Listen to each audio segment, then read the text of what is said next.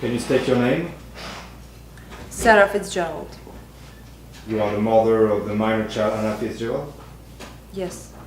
And Kate and Jessie. Isn't it true that your daughter Kate was diagnosed with acute promatocytic leukemia at age 2? That's right.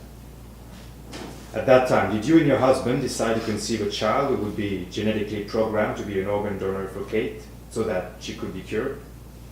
That's not the exact words I would choose, but yes, that's the story behind Anna's conception.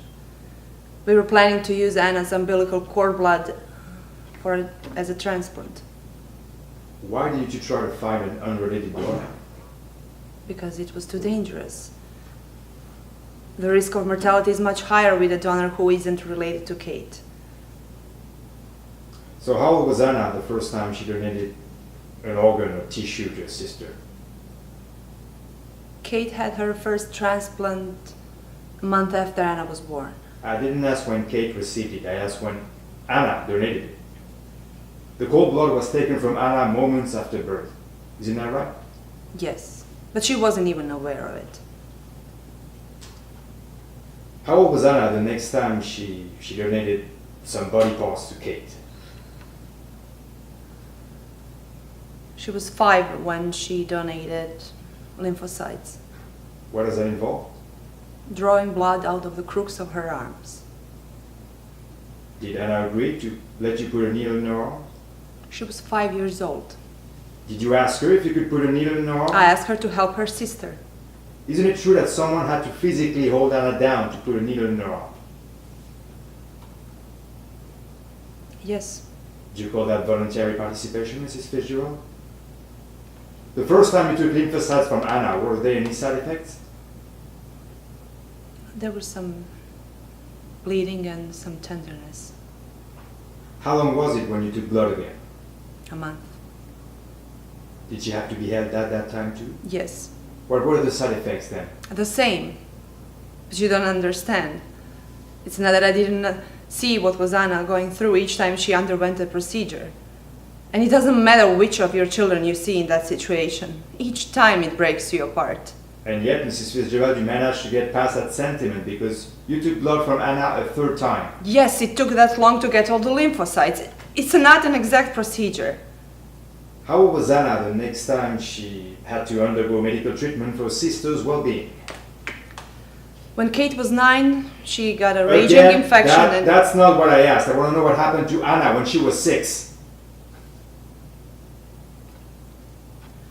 She donated granulocytes to fight Kate's infection.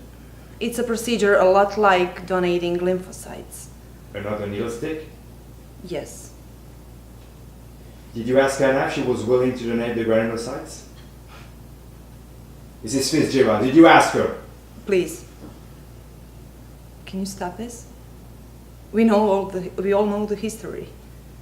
I'll stipulate to whatever you're trying to do in this process of crucifying me, but I'd just rather get this over with. Because it's hard to hear it hashed out again, isn't it? Added up like this, it doesn't seem quite so obnoxious, does it? Bone marrow. She was given a general anesthesia because she was too young, and needles were put in the crest of her hips to draw out the marrow. Was there one needle stick like the other procedures? No, it was 15. Into the bone? Yes. What were the side effects for Anna this time around? She was in some pain and she was given analgesics. So this time Anna had to be hospitalized overnight.